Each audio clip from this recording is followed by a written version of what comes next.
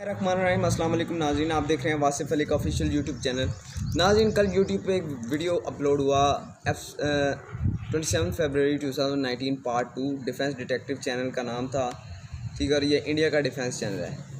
इसमें नाज़रीन पीएफ को किसी हद तक एक्सपोज किया गया है और आज मैं उस एक्सपोजर का जवाब दूंगा एक्सपोज के ज़रिए। इस वीडियो को उर्दू में बनाने का मकसद है कि इंडियंस को उसी की ज़ुबान में मैसेज देना, उन्हीं की जैसी ज़ुबान में मैसेज देना कि वो किस काबिल हैं और उन्होंने F-16 गिराया था कि नहीं गिराया था, जो और 27 फरवरी को उन्होंने क्या मैसेज किया था। सबसे पहले इनकी वीडियो का पॉइंट था, जो पहले 10 सेकंड्स में इन्होंने बताया कि 3 मेन इवेंट्स हुए थे।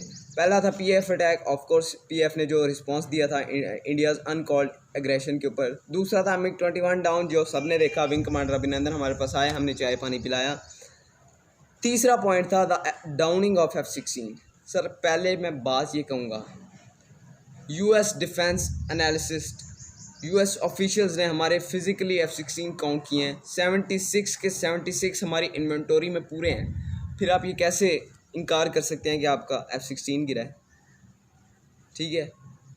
और अगर आपके मुताबिक वो F-16 ब्लॉक 52 था, ठीक है, with BVR beyond visual range missile firing की कैपेबिलिटीज़, ठीक है, हेलमेट माउंटेड डिस्प्ले जैसे फीचर्स के साथ, क्या उसको एक MiG-21 बाइसन शॉट डाउन कर सकता है, जो कि तकरीबन 40 साल पुराना तैयार है, with no AESA radar, with no BVR capabilities, ठीक है। कैसे वो शूट डाउन कर सकता है? आगे चल के इनकी वीडियो का दूसरा पॉइंट था, आज जितने भी पॉइंट डिस्कस होंगे हम करेंगे 10 मिनट के अंदर अंदर। इनकी वीडियो का दूसरा पॉइंट था कितने कैपेबल यानी कि पाकिस्तान के पायलट्स कैपेबल नहीं हैं। तो जनाब, अगर आप कैपेबिलिटी की बात करते हैं तो मेरी तरफ से आप विंग कमांडर अभिनंदन का डिटेल्ड इंटरव्यू कर सकते हैं कि उन्होंने उस दिन पाकिस्तानी एयरफोर्स के पायलट्स की कैपेबिलिटी क्या देखी, ठीक है। अगर आप में इतनी हिम्मत है तो आएँ पाकिस्तानी पायलट्स की कैपेबिलिटी को टेस्ट कर लें। आप, हमारी तरफ से आपको खुली आज़ादी है, ठीक है। हम उसी तरह आपका वेलकम करने के लिए खड़े होंगे, आप आएँ ज़रा। अगले पॉइंट पे चलते हैं। पाकिस्तानी जहाज़ों ने इंडियन एयर स्पेस में एंटर ही नहीं हुए, यानी कि वायलेशन की ही नहीं। नाज़रीन, मैं आपको बताता चलूँ, जहाज़ स्क्रैम्बल अलर्ट तब होते हैं जब कोई इनकी एयर स्पेस में घुसता है या हलचल होती है, ठीक है। अगर आपकी एयर स्पेस में कोई जहाज़ घुसा ही नहीं, हमने हर चीज़ अपनी एयर स्पेस से की है, तो आपके जहाज़ों में, आपकी एयर बेसिस में, आपके रेडार टावर्स में जो खलबली देखी गई थी वो मैंने खुद सुनी है रेडियो चैटर पे। जो मेरे पास एक रेडियो क्लिप है ना, उस पर आपकी खलबली मैंने खुद सुनी है। आपकी एयर स्पेस में कोई आया तो आपके बुखलाहट ज़ाहिर हुई है। ऐसा तो नहीं हो सकता कि हम अपनी स्पेस में आपको एवं चिंता हो रही है। चौथा पॉइंट था कि एक भी टारगेट हिट नहीं हुआ। जो हमने अपने तौर पर टारगेट सिलेक्ट किए थे, 6 टारगेट थे गालिबन, वेपन डिपोट्स थे और ब्रिगेड हेडक्वार्टर्स थे। इंडियंस के ख्याल में हमने डायरेक्टली शूट करना था ब्रिगेड हेडक्वार्टर्स में। पीएफ के ख्याल में जो हमने प्री डेजिग्नेटेड टारगेट सिलेक्ट किए थे वो थे सेफ डिस्टेंस रख के स्ट्राइक्स करना, यानी कि डायरेक्ट स्ट्राइक ना करना। उस वक्त इनके ब्रिगेड हेडक्वार्टर में बिपिन रावत मौजूद थे, जो इनके उस वक्त के आर्मी चीफ थे, ठीक है। और Pakistani pilots have the capability, उनके पास उस वक्त भी ऑप्शन था कि वो आपके उस वक्त के आर्मी चीफ को ठोक सकते थे। But Pakistan shows that it is a responsible nation, और हमने डी एस्केलेशन की तरफ कदम बढ़ाया। और इसको हमारी कमज़ोरी ना समझे तो बेहतर है, नहीं तो अगर आप गलती करेंगे तो फिर आपको पता है गलती होती है। अगले पॉइंट पे चलते हैं। डिफेंस डिटेक्टिव की वीडियो में कहा गया पीएएफ पायलट्स में हिम्मत नहीं है। सर, जहाँ तक हिम्मत की बात है, 65 में लेस देन 30 सेकेंड्स आपके 5 तैयारे गिरे थे, भूल गए आप। 2019 मॉडर्न डे वॉरफेयर, आधे घंटे में आपके 2 जहाज़ गिरे, आप भूल गए हैं, ठीक है। आपके पायलट ने जो पेरिस एयर शो 2019 में 211 किलोमीटर का इन्वर्टेड फ़्लाइट किया, उसी इन्वर्टेड फ़्लाइट के रिकॉर्ड को पीएफ के पायलट ने JF-17 थंडर के साथ 241 किलोमीटर के ज़रिए तोड़ा। ये कैपेबिलिटी नहीं तो और क्या है? आपको नज़र नहीं आ रहा? खैर छोड़ें। छठा पॉइंट था कि 80 किलोमीटर अंदर तक गए हैं इंडियन एयरप्लेन्स। भाई 80 किलोमीटर हैं, ठीक है, 80 मीटर नहीं है, ठीक है। हम लोग सोए हुए हैं, हमारी एयरफोर्स सोई हुई है, हम आपको 80 किलोमीटर अंदर जाने देंगे? आप पता नहीं 80 मीटर कैसे अंदर आ गए हैं, ठीक है। आप उस दिन आए थे सिर्फ 2 to 3 nautical miles and then you turned back upon the effective challenging by Pakistan Air Force, ठीक है। जब आपने Pakistani cabs combat air petrol को देखा, आपके अंदर इतनी हिम्मत नहीं थी कि आप जिस चीज़ के लिए आए आप उसको कैरी आउट कर सकें। उल्टा अपने स्ट्राइक्स करने के, अपनी स्पीड बढ़ाने के लिए, उल्टे पैर भागने के लिए अपने पेलोड वेपन सिस्टम गिराया बगैर किसी प्रिसीजन के, बगैर किसी प्री डेजिग्नेटेड टारगेट के। तो 80 किलोमीटर की बात आप रहने दें, ठीक है।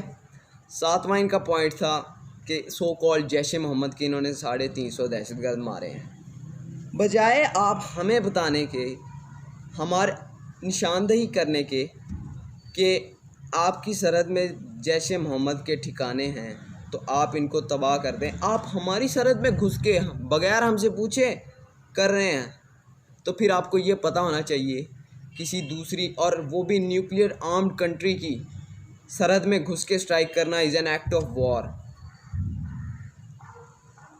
आपकी इंडियन मीडिया पागल हो गई थी। अब रण नहीं प्रण होगा। यहाँ पे हमारे पास 5 जर्नल मौजूद हैं जो बताएंगे वॉर प्लान इंडिया का क्या है, फ़लाँ फ़लाँ फ़लाँ।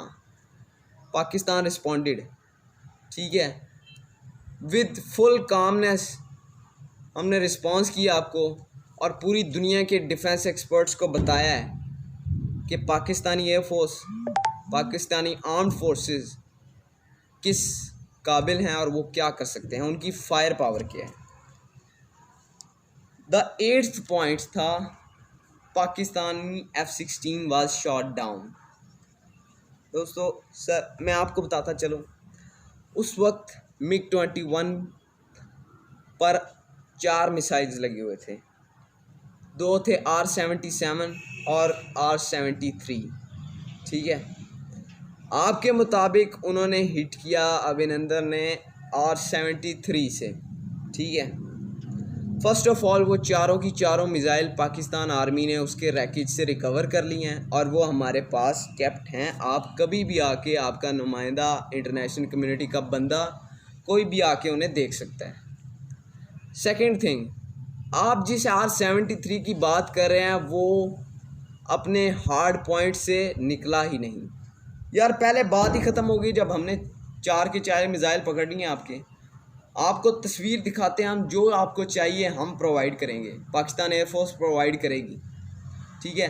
The false claim, the falsest claim of the century था कि MiG-21 ने F-16 को शॉट डाउन किया, ठीक है। MiG-21 is an bit older aircraft, ठीक है। और एक तरफ आप कह रहे हैं पाकिस्तान के ड्यूल सीटर F-16 ब्लॉक 52 ने स्ट्राइक्स में हिस्सा लिया। सर हम कहते हैं ब्लॉक 52 नहीं, F-16 MLU ने, जो सिंगल सीटर तैयार है, जिसमें विंग कमांडर नमान और स्क्वाड्रन लीडर हसन सिद्दीकी थे अलहदा, वो एक ड्यूल सीटर नहीं सिंगल सीटर तैयार था। और जिन 3 पैराशूट्स की आप बात कर रहे हैं अपनी वीडियोस में, अपने चैनल्स पे, वो 3 पैराशूट, एक उनमें से अभिनंदन था और 2 आपके सुकोई 30 के। सुकोई 30 आप भी जानते हैं कि उस वक्त वहाँ पे मौजूद था एट द स्ट्राइक डेट, और वो एक ड्यूल सीटर तैयार है, ठीक है। ये आप भी जानते हैं और हर कोई जानता है। तो उस दिन एक आपका MiG-21 और 2 सुकोई 30 के पायलट्स ने इजेक्ट किया था, ठीक है। और आप कह रहे हैं पाकिस्तान के ब्लॉक 52 ड्यूल सीटर में से इजेक्शन हुई थी। यार एक वीडियो आप जाके देखें, इंडिया टुडे का चैनल है, वहाँ पर इन्होंने एक डिफेंस एनालिसिस बुलाया हुआ था, अभिजीत। न्यूज़ एंकर ने पता नहीं कौन सा पार्ट दिखा के उसको मैच करने की कोशिश की, तो अभिजीत ने बोला sir this is not an F-16 part, it's an actual image of MiG-21 part. Sir इससे बड़ी आप बताएं मुझे कि एम्बैरेसमेंट क्या हो सकती है। आपकी लाइव न्यूज़ चैनल पे आपका बंदा आपके रिपोर्टर को जाके कह रहा है कि ये F-16 है ही नहीं, आप झूठ बोल रहे हैं।